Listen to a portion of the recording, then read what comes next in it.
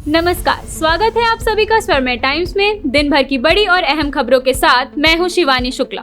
सबसे पहले एक नजर आज की हेडलाइंस पर। रायगढ़ मेडिकल कॉलेज में अस्थि रोग सर्जरी और फिजियोथेरेपी की ओपीडी हुई शुरू। कांग्रेस के पूर्व नेता हार्दिक पटेल 2 जून को भाजपा में होंगे शामिल। बीएसयूपी कॉलोनी के निवासियों ने नगर निगम कार्यालय में किया प्रदर्शन। जम्मू के अवंतीपोरा में सुरक्षा बलों ने मार गिराए 2 आतंकी। साल की कड़ी मेहनत के बाद वेब सीरीज काश बनकर तैयार, 5 जून को होगी रिलीज। जब्त पेंगोलिन को किया जंगल सफारी से रिहा।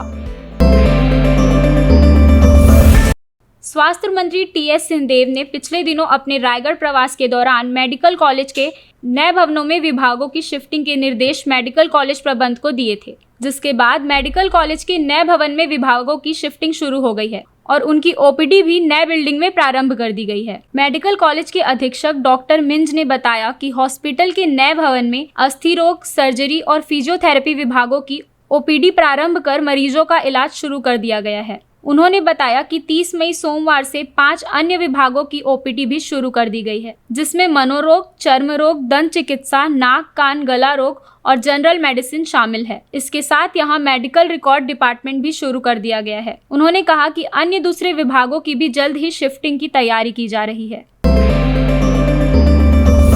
कांग्रेस पार्टी से इस्तीफा देने के बाद पाटीदार नेता हार्दिक पटेल 2 जून को भारतीय जनता पार्टी में शामिल होंगे।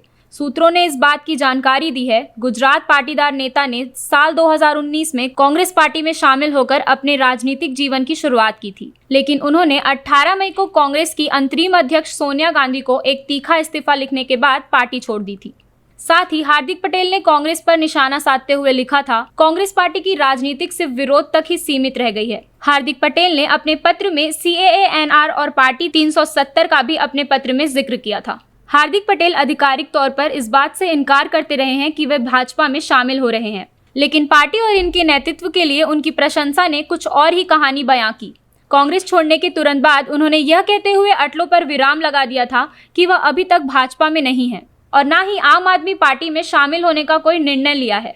इसके अलावा उन्होंने कहा था कि मैंने अभी तक किसी भी राजनीतिक दल में शामिल होने पर कोई फैसला नहीं किया है, चाहे वो भाजपा हो या आप। मैं जो भी फैसला लूंगा वह लोगों के हित में होगा। बीएसयूपी कॉलोनी में साफ सफाई, पानी, बिजली, मकान के छत में लीकेज को लेकर वहां के निवासियों ने नगर निगम कार्यालय जाकर प्रदर्शन किया। उनका कहना है कि मकान के ऊपर छत पर पानी की टंकी ही नहीं है और ना ही पाइपलाइन है। अब ऐसे में पानी कैसे आएगा? इसी के साथ साफ सफाई का इतना बुरा हाल है कि 10-12 लोगों को पीलिया हो चुका है। इसी के साथ हैजा, डायरिया जैसी बीमारियों का प्रकोप भी जारी है। सड़कों पर बिजली नहीं है। हमने कई बार ज्ञापन सौंपा है पर कोई सुनवाई नहीं हुई। इसी के साथ उन्होंने कहा कि हम अनुसूचित जाति के रहवासी और सभी भीख मांगने वाले गरीबी रेखा के नीचे जीवन व्यापन करने वाले हैं। इस मामले पर भाजपा नेता संजय श्रीवास्तव ने कहा, शिव डहरिया, इतना निकम्मापन शायद हमने रायपुर शहर में कभी देखा नहीं होगा कि इनके कान में जूं नहीं रेंग रही है। आज मजबूर होकर 42 डिग्री 43 डिग्री में नौतपा के समय ये गरीब परिवार के लोग अपना रोजगार छोड़कर बिजली, जो उनका अधिकार है, जो एक सामान्य सी व्यवस्था रहती बिजली पानी, उसके लिए यहाँ पर उनको आना पड़ गया है। लेकिन यहाँ पर कोई भी जिम्मेदार आदमी, कमिश्नर से लेकर एडिशनल कमिश्नर लेकर डिप्टी कमिश्नर, कोई भी यहाँ पर उपस्थित नहीं है। इन समस्याओं को लेकर पहले क्या आपने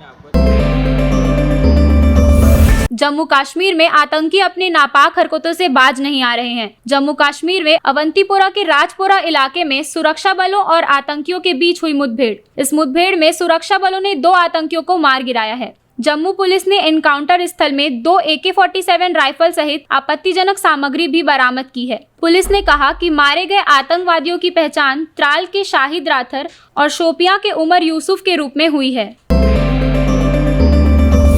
5 जून को देश भर के युवाओं और युवतियों के लिए एक नई और आकर्षित करने वाली एक अनकही कहानी वेब सीरीज पर रिलीज होने जा रही है। इस फिल्म में आज की जनरेशन को काफी कुछ मैसेज मिलने वाला है। इस वेब सीरीज का नाम काश है।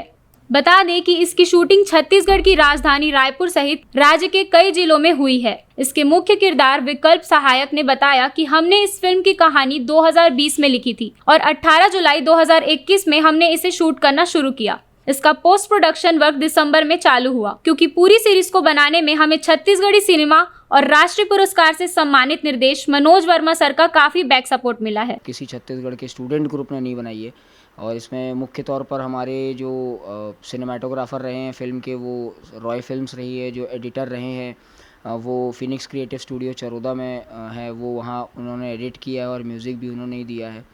लिखा जो है इसको विकल्प सहाय यानी कि मैं और अंबिका गोयंका, हम दोनों ने इसको लिखा और डायरेक्ट किया है। इस फ़िल्म की जो ख़ास बात ये भी है कि एक बहुत अच्छा मैसेज दे रही है, बहुत इम्पॉर्टेंट मैसेज है जो कि आई थिंक हर जनरेशन तक पहुंचना चाहिए, चाहे वो छोटा बच्चा हो, चाहे वो कोई बुज़ुर्ग हो, कोई बड़ा हो, कोई भी हो। और इसे आप सपरिवार देख सकते हैं। इसमें कोई भी जो है 18+ कंटेंट नहीं है। सब पूरा जो है फैमिली फ़िल्म है, आप आराम से देख सकते हैं। थोड़ा-थोड़ा करके पहले के एपिसोड्स आपको जो है थोड़े छोटे मिलेंगे 10-15 मिनट के, और बाकी के जो लास्ट के 3 एपिसोड्स हैं उसमें स्टोरी और जो है काफ़ी टाइट हो जाती है। तो मैं तो आप सबसे रिक्वेस्ट करूँगा कि उसको देखें। और इसमें जो गाइड हमारे रहे हैं शुरू से आखिर तक, वो प्रख्यात डायरेक्टर छत्तीसगढ़ी सिनेमा के हमारे मनोज वर्मा सर जो हैं, अभी जिन्होंने रिसेंट में भूलन फ़िल्म बनाई जिसको नेशनल अवार्ड से सम्मानित भी किया गया, उन्होंने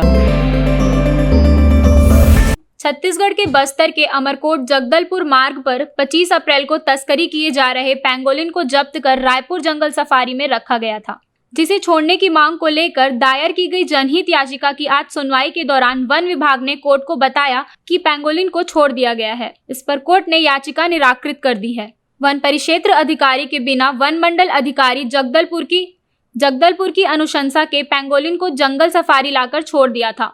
इस पर रायपुर के नितिन सिंह भी पेंगोलिन को छोड़ने की मांग प्रधान मुख्यमंत्री वन संरक्षण से करते हुए कहा कि पेंगोलिन चिड़ियाघर में मर जाता है और उसे बिना प्रधान मुख्य वन संरक्षण के आदेश के बंधक नहीं बनाया जा सकता। पेंगोलिन को जब नहीं छोड़ा जा रहा था तो सिंघवी द्वारा 24 मई को छत्तीसगढ़ उच्च न्यायालय में पेंगोलिन को छोड़ने के लिए जनहित याचिका दायर की थी। 26 मई को याचिका की सुनवाई समय अभाव में ना हो सकी। याचिका की सुनवाई के दौरान आज वन विभाग ने कोर्ट को बताया कि पेंगोलिन को 28 मई को छोड़ दिया गया है। देश प्रदेश की सभी बड़ी खबरों से जुड़े रहने के लिए हमारे YouTube चैनल को सब्सक्राइब करना ना भूलें और लेटेस्ट खबरों के लिए बेल आइकन को प्रेस करें।